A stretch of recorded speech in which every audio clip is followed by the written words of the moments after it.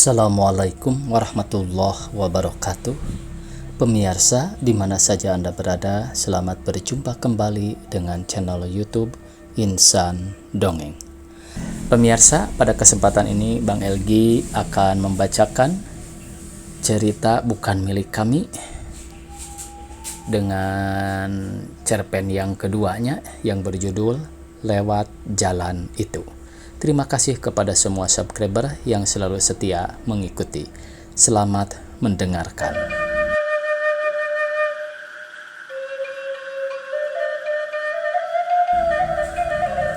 Sekarang tak pernah Santa memanggil Bapak seperti 2-3 tahun yang lalu. Ketika itu setiap waktu, apabila ia menghendaki, ia selalu dapat memanggil-manggil Bapak kepada seorang lelaki yang berkacamata tua itu.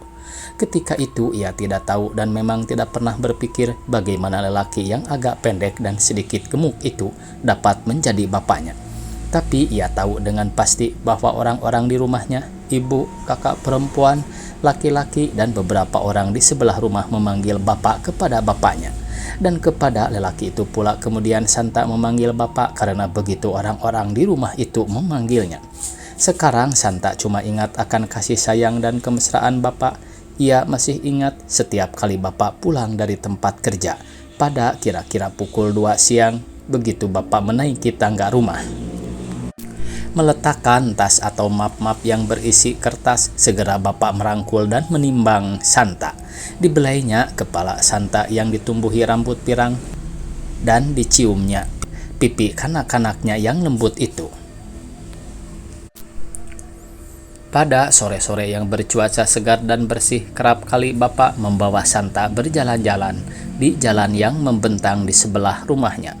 Apabila bapak berjumpa dengan orang-orang yang telah bapak kenal, bapak berhenti sebentar, berbicara-bicara atau bertegur sapa dengan keramahan dan keakraban antara sahabat. Atau apabila sekali Santa digendong ibu dan berjumpa dengan perempuan kenalan, dengan rasa keibuan, perempuan itu bertanya sambil mengusap pipi atau rambut Santa.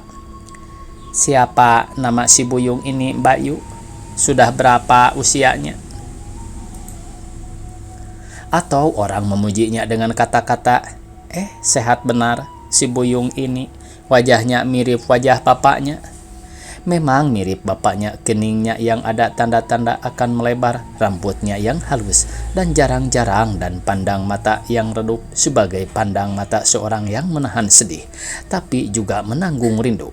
Namun pandang mata yang seolah menyimpan kesedihan dan kerinduan itu tiba-tiba dapat berubah sama sekali menjadi pandang yang menyinarkan kegembiraan tiada berhingga. Apabila bapak berjumpa dengan salah seorang karibnya, tapi apabila bapak kembali kepada kesendiriannya, cahaya kegembiraan yang semula terpancar dari matanya kembali meredup, dan kembali bayang-bayang kesedihan dan kerinduan dapat ditangkap dari kedua matanya. Dan Santa meski memiliki garis-garis kesamaan jasmani sebagai bapaknya, belum dapat dipastikan apakah juga akan mempunyai sifat-sifat ramah, mudah bergaul, dan suka menolong orang yang kesusahan sebagai sifat-sifat baik yang dimiliki oleh bapak. Dan belum bisa dipastikan pula apakah Santa akan memperoleh kedudukan yang terpandang kelak di masyarakat. Belum bisa diraba, kanak-kanak memang memiliki banyak kemungkinan dalam berbagai bidang.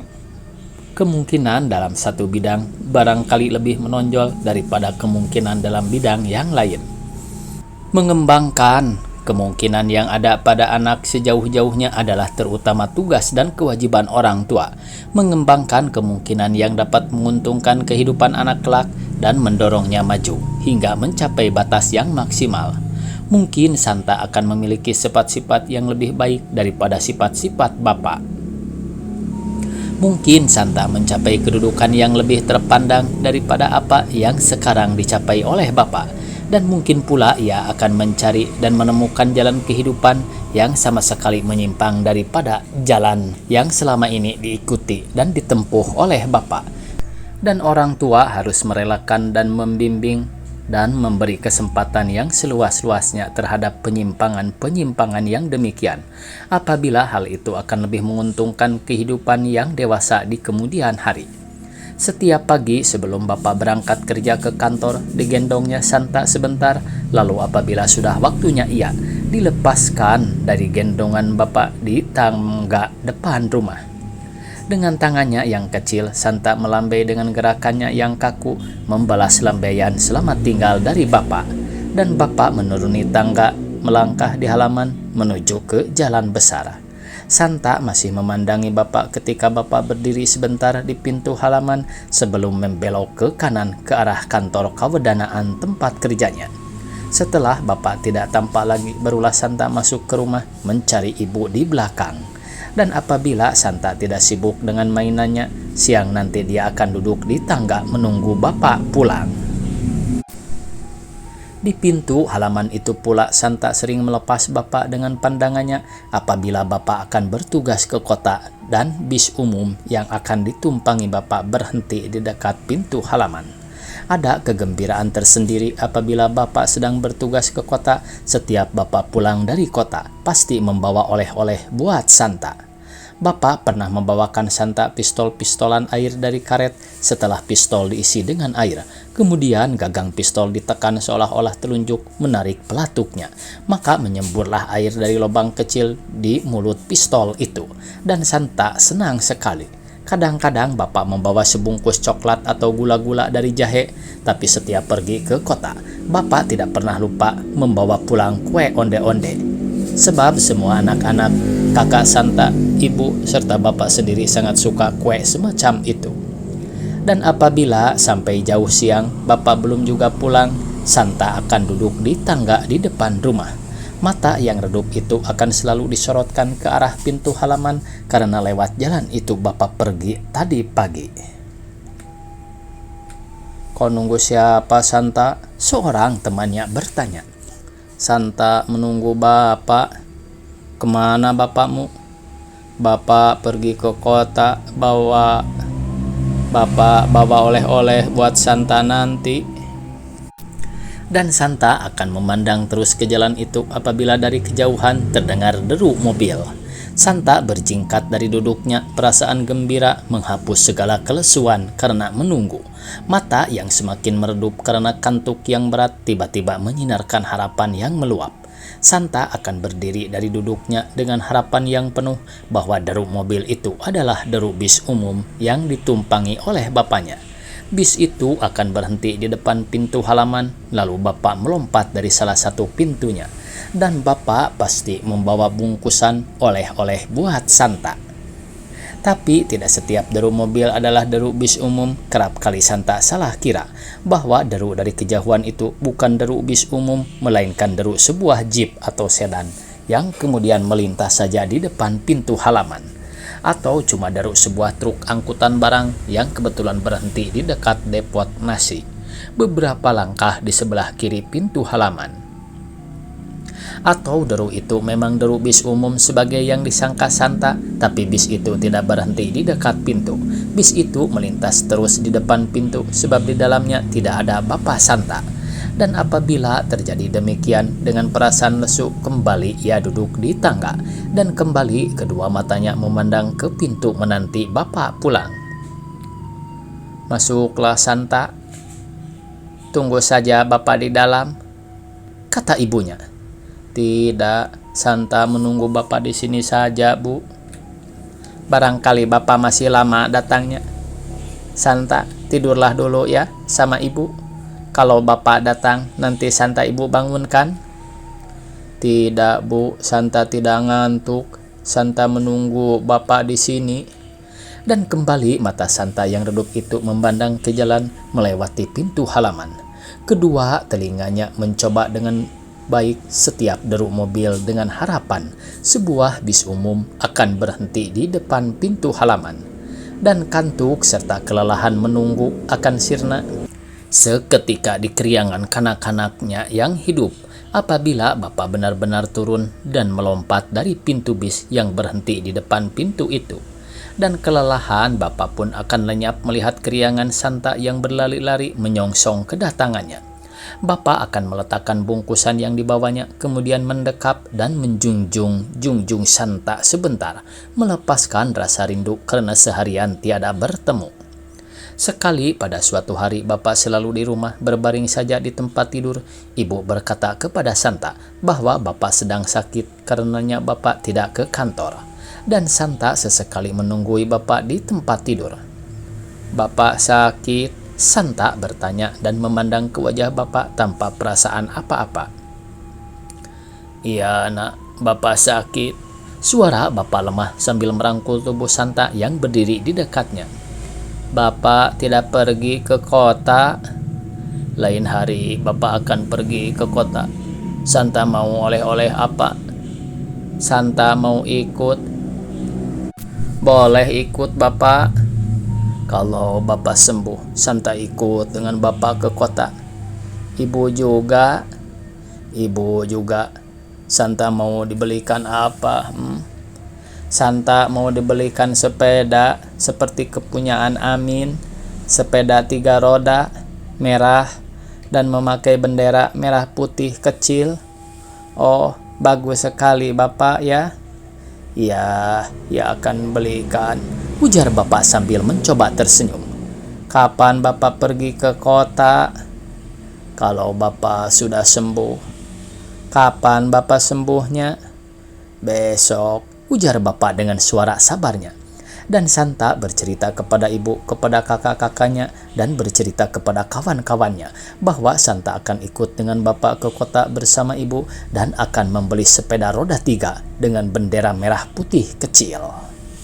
Tapi hampir 2 minggu sudah Bapak belum juga sembuh. Bapak selalu terbaring di tempat tidur dan berselimut.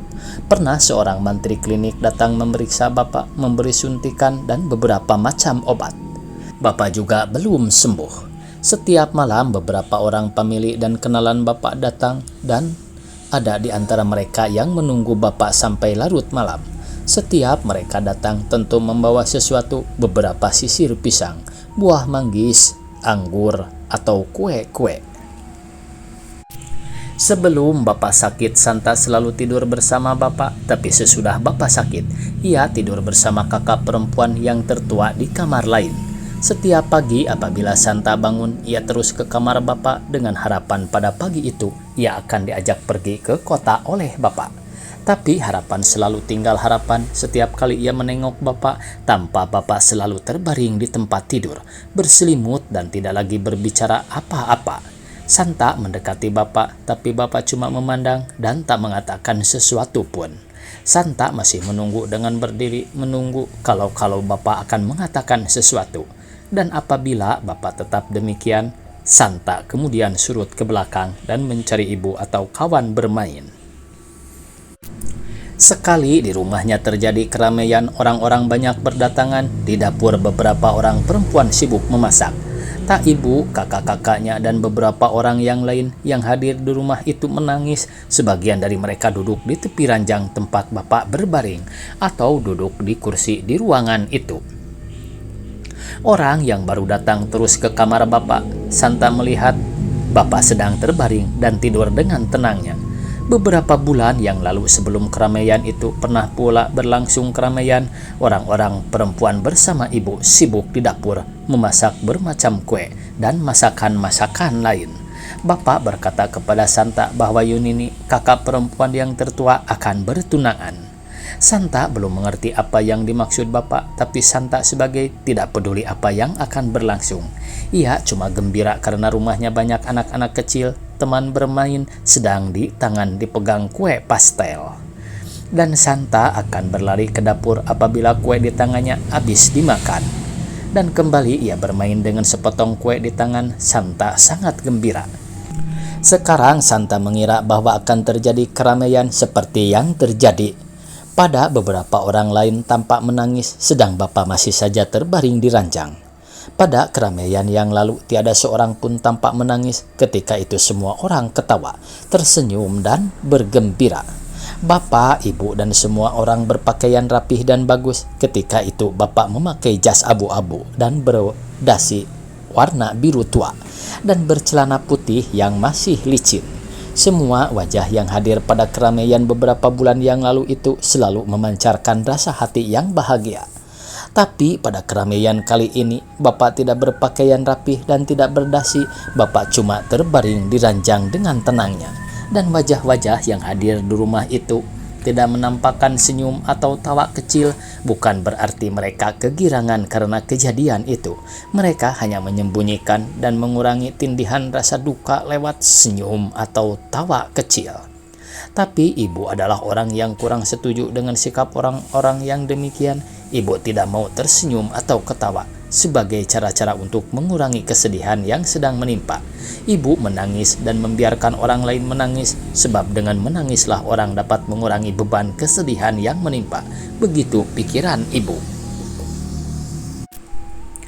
Ketika Santa penat bermain, ia masuk ke kamar bapak. Santa melihat wajah ibu basah. Kesedihan tidak hanya tampak pada wajah yang basah, mata yang merah, tapi juga terlihat jelas pada rambut ibu yang kusut dan pakaian yang tak terurus. Santa menghampiri ibu. "Santa, engkau tak mempunyai bapak lagi, nak." Ibu berkata yang sesungguhnya ucapan itu lebih bernadakan keluhan yang berwujud patah-patah yang keluar di sela tangisannya. "Kasihan," seorang perempuan berkata. "Sudah nasibmu, Buyung." Tapi Santa cuma diam termangu. Ia mendengar apa yang dikatakan oleh ibu atau ucapan perempuan tua itu. Tapi maksud yang sesungguhnya ia masih kabur. Santa memandang kepada bapaknya yang terbaring tenang, dan sekali ia memandang kepada orang-orang di sekitar.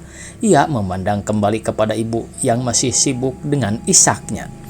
Ia memandang lagi ke tubuh bapak, kemudian ia terdiam tanpa berkata dan tanpa perasaan apa-apa. Pelan-pelan Santa melepaskan diri dari pelukan ibu. Ia keluar mencari teman kanak-kanak yang lain yang banyak berkerumun di halaman depan. Seperti pada keramaian beberapa bulan yang lalu, sekarang Santa bergembira. Ia berkejaran dengan kanak-kanak lain, atau ia makan kue di tangannya dan bermain lagi dan kembali lagi ke dapur apabila kue yang di tangannya habis, dan kembali ia bermain berkejaran bersama kawan-kawannya. Santa sangat gembira. Santa tidak mengerti bahwa keramaian sekali ini adalah lain daripada keramaian yang lalu. Ia cuma tahu bahwa pada keramaian yang lalu maupun sekarang banyak orang, banyak kanak-kanak kawan bermain, dan tidak pula kurang bermacam kue dan penganan lain. Itu saja, dan karenanya ia selalu merasa senang.